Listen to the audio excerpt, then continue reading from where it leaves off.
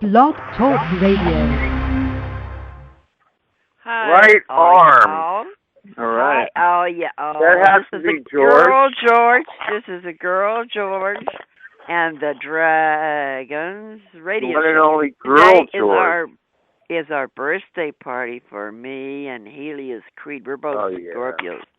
Tomorrow is Helios' birthday. He's going to be, 61? And I just had my birthday I'm gonna be 15. Okay, 15. Well, I'll be 16. I had my birthday last Wednesday, and I was 70. My goodness. Wow. Congratulations. Now you're the queen of all you see. Yeah, I always was. Great queen of punk rock of the West Coast. 70 and still rocking out. We also got Brent Marley here from the Brent. Psych Trail Mix magazine. Yeah. Bringing back psychedelia to America. Hooray. It never left. Hooray. It never left. No, it's always cool, hip, underground thing. Yeah, tell us about North Beach back when we were when you we were a young baby. Spring chickens. Yeah, you guys knew each other back before. Oh yeah, I knew George way before Chrome, way before Damon, way before anybody. George was my idol. I looked up to George. You're a Dragon Slayer, aren't you, George, when you wear your red cape? I made a song for you. Oh, you did? I made a song for you. It's called Dragon Slayer. Cool. Did you record it? Huh? Did you it's already recorded. Put it up on YouTube, and then I can stick it on my page. I could put it on your page. Okay. All right, here we go. It's called Dragon Slayer, and it's just. Can you put it up on YouTube? Can you put it up on YouTube, and then I can make it where it plays right after the show? Not. You need it up on YouTube? Put it up on YouTube, yeah. Not right now. How do you do that? It's already on YouTube, right?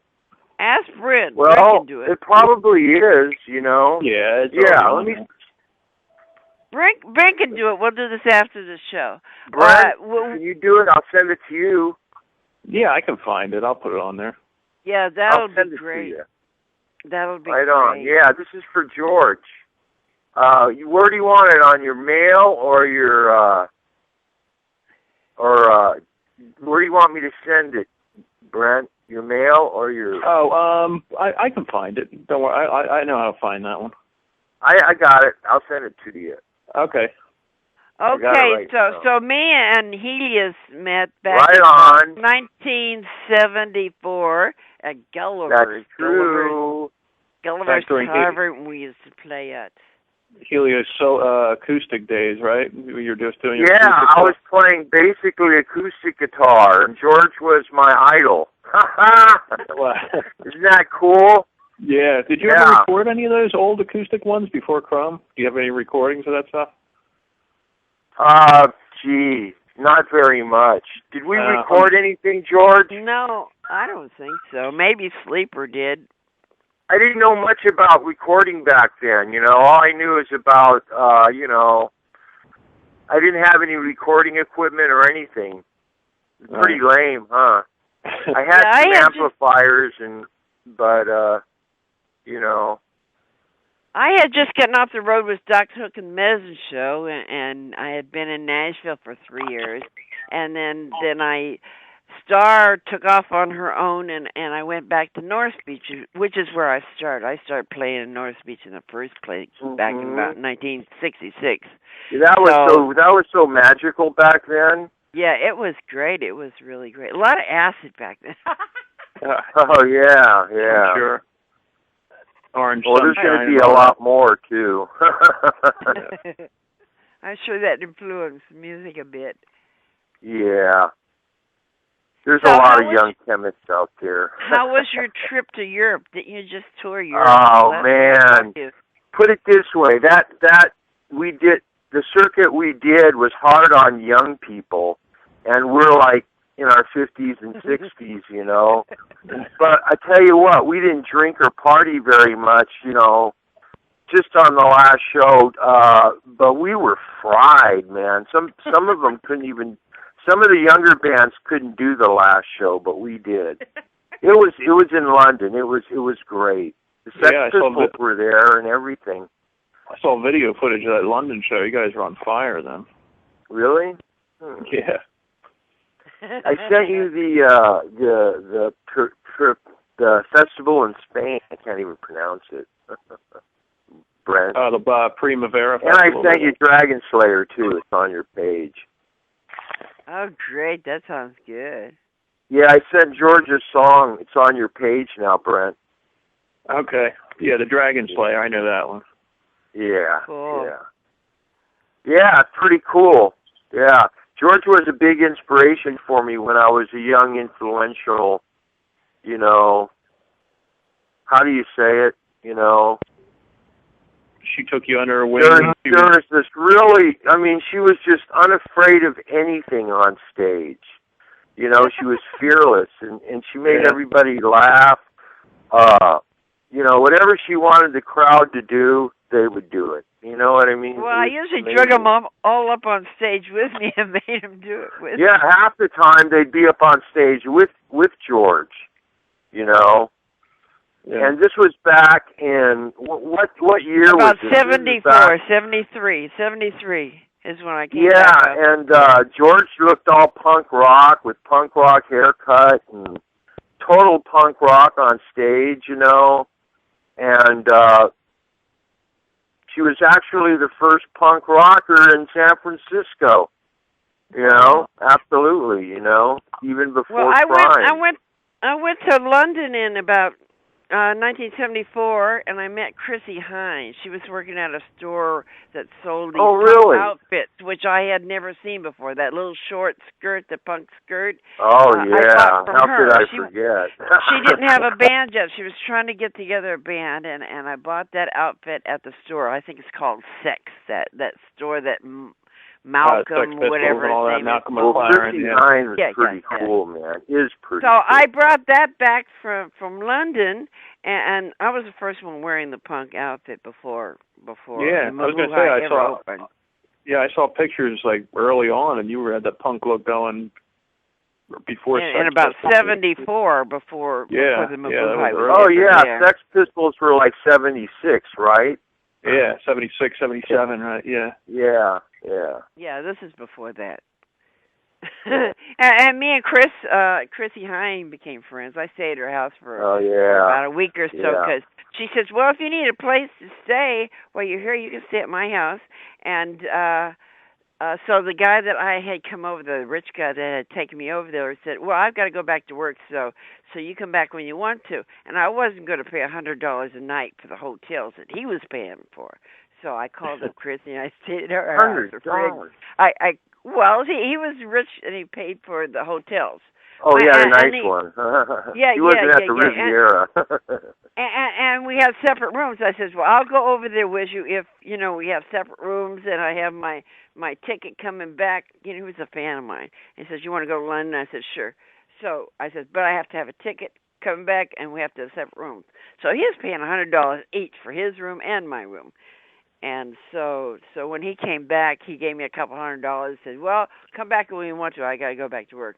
And so I stayed with. Wow. Go back and make some more money to give to George. No, he was born rich, and he was a computer programmer for the National Reserve Bank, Federal Reserve Bank. That was before everyone was a computer programmer. This is back in the early 70s. Yeah, right on, right arm. So that's what I knew you was right about the time I went to London and stuff. And then the Mabuhay didn't open until about 1977, which is like 3 years later.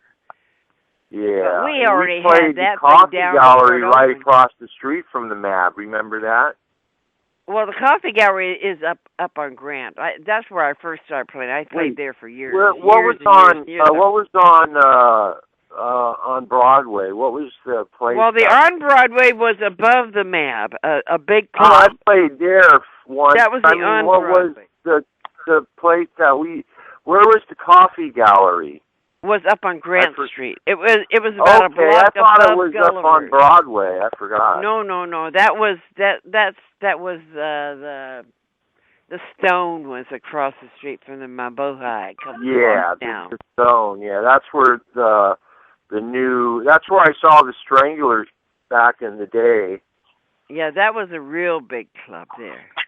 Oh yeah. Well, that originally was the Moulin Rouge, which was a stripper club, and then they changed it into a high-end, club for rock bands. Known people. Yeah, it was. It was great back. I seen Bobby Darin there. And now I think it's back to being a high-class strip club. A gentleman's club. Oh, good. I'll go there tomorrow. I was a topless dancer down on Broadway, but that was before your time. I was down there about 1965 at the Peppermint Tree, which was right next to what was it like back then?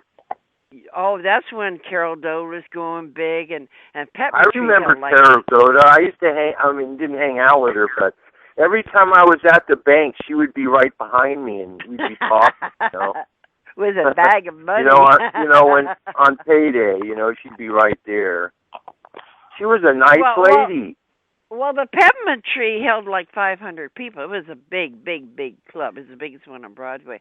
And they had a fake show called the Amateur Topless Contest that was rigged. Everyone worked there. And I ran it, and we had old ladies with tits down to their knees, and chicks with no tits at all. It was a freak show, Yeah, well, the On Broadway was the one and only U.S. Chrome show that you did with Damon, right? The On Broadway. Yeah, that was 81 or 80. Oh, that was later during the punk days. That was the On Broadway is right above I'm above the Mabuhay. And I'll never forget that show. It was originally a real high-end club. It was like the Purple Onion for a while. And it was like velvet on the walls. Yeah, do you remember that red velvet on the walls and shit? Yeah, it was so amazing. But then the punks got in there and ripped it to all hell. Oh yeah, they ruined everything. But, I don't know what they did with that place. They sort of revamped it, made it something else. I think they just play pool in there now. Downstairs. I know, there's no culture left in North Beach. They didn't turn it into a wall. There's a couple of really low-end stripper clubs where they're probably completely naked, and they probably pick your pockets as they're doing a lap dance. It's real sleazy now. Yeah, it just turned into a bunch of crap. Well, it was only good for about a year, and then it kind of went down the drain, But we had tourists, that brought their wives, and they all had suits and stuff to the topless club. But after a while, the novelty wore off, and then it just became back to what it originally was just gyp joints. The Coffee Gallery ain't there no more, The Coffee Gallery, they turned it into an Irish pub, and they took out the whole stage and made a big bathroom in the back, which is so stupid. Oh my God! So now the room is half as big because they put a big handicapped bathroom in the back. The bathroom used to look like a now what happened to Gulliver's Pub? That's where we played the most. It's there, and it's like a up-end restaurant now. High-end, foo-foo restaurant now. Because it was all glass on both sides. It was really pretty. But they cleaned it up. Great. It's all yuppity now. I even used to work at the bar. I was a bartender there for a while. You remember that, George? Yeah. You were a bartender? Really? Wow. Yeah. Imagine that. Well, all they served was beer. That's what turned me into an alcoholic, because I would just drink all the beer I wanted, Nasty. Yeah, remember I'd go up on stage with a fucking, with a friggin' pitcher of beer. I mean, not even a glass, a whole pitcher. Well, everybody drank. Yeah, everybody. I've never. No, not me. I have never drank. I've never. No, drank. I didn't see you ever drink. No, I always have water with me. I always drink water. I've never. Yeah. Well, when I first started working in bars, I was 16, and I had fake ID. You know, I've been on my own since I was 16, and when I first tried to drink, I puked. Every time I'd take a drink, I'd puke. So that cured me off where I didn't want to drink because I'd puke every time I drank. So I've never drank. I don't know if that has anything to do. If I tried to drink now, that's what would happen. I can't. There'd be no way I could hold down alcohol. You know, I do that puking thing. Yeah. Which is good, I'd say. My body says, no way. Huh? I was lucky. Otherwise, I wouldn't be here this long. No. It kills people. It's the biggest drug killer of all. It's a legal one, though. Yeah, it's legal, so, you know. But it is the biggest killer. And, anyway, to change the subject. So, do you have any new records coming out, Helios? I just released Feel It Like a Scientist. I have to get you a copy. And I don't know. Is there any way we could give her something to play on the air, Brent? Well, I can't really play them unless they're already up on YouTube, because when I try to put somebody else's stuff some up of them are on YouTube. Well, I can put it right after the show. I can put it right after the show in a playlist. We'll figure because it out. If I try to put it on the show itself and try to put it up there, they tag me for copyright infringement. If it's on Baby or any of those, they'll tag me for copyright infringement. So I know. I just put my own songs on now, and I put the other people's songs in a playlist right after it. So after the show, it'll go right into their songs. So some are already on there, on like YouTube. Netflix, they're on there. There's already some songs on there. Yeah. Okay, so whichever ones you want me to put in the playlist afterwards, I'll have it so it runs right into that. Yeah. You know, you have the record, Helios, of being on my show the most time. Prophecy and Helios. DragonSlayer for George. Huh? Oh, my darling Helios, you have the record of being on my show the most time. You were on my very first show. It's almost been 2 years. You know, it was in December. Amazing. 2 years ago. I've almost hit my 100th show. Wow. How about that? Wow. A fixture for sure. Yeah. Well, I've been doing it under my own name for the last year. On the first of the year, I started doing my own show. I was doing was Gypsy Poet. And then on the me and Betsy had a radio show, too, for a while. Oh, cool. I did Calex by myself when Betsy would split, you know. It was great. I would play anything I want back in those days. I would play what's his name? Cat Scratch Fever with Ted Nugent. You ever listen to that song backwards?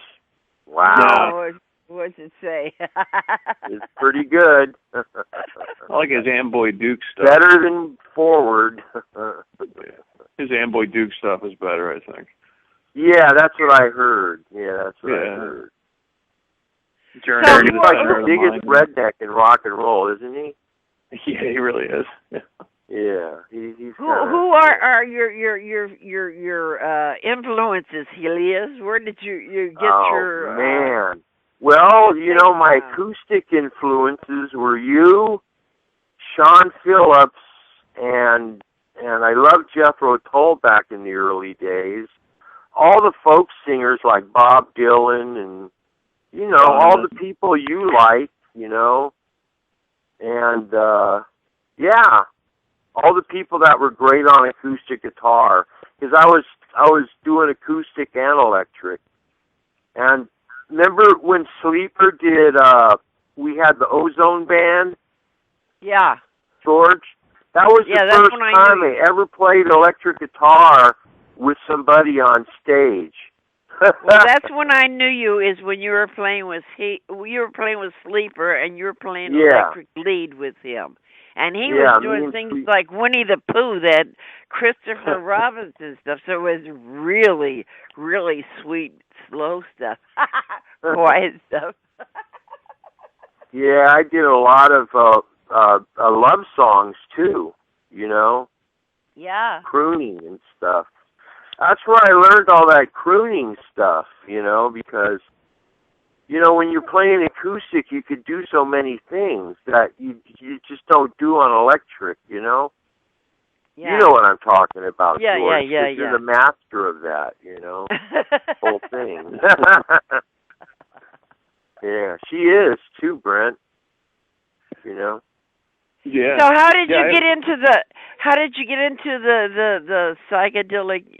What do you call it? Do you call it heavy metal? What do you call it? I've always been into acid influenced music, and it was really big in the end of the '60s. Jimi Hendrix, every band it seemed back then was into it, and that was at my most influential years when the acid was really good. You know what I mean? And yeah, And what I would do is I would go see Black Sabbath, Jimi Hendrix, whoever always on 2 or 3 hits of Orange Sunshine. And every concert I would say to myself, that's what I gotta do. That's what I gotta do. And that's sort of why, it was like I was born with psychedelic music, That's sort of like my blues, you know what I mean? Instead of blues, it's psychedelic. Yeah. Did you see Joe Cocker at the Fillmore when he first played there with the Grease Band? I never seen. See, I was living in Hawaii, and a lot of bands didn't go to Hawaii. And I just saw the bands out, like The Who never went to Hawaii. Oh, and certain Joe big Cocker bands was amazing. He was fucking amazing, and everyone was on acid.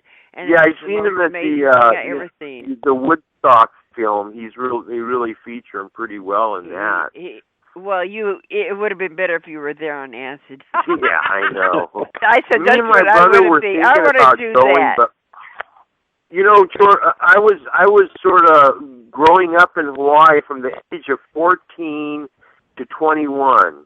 I was in Hawaii, 14 to 20.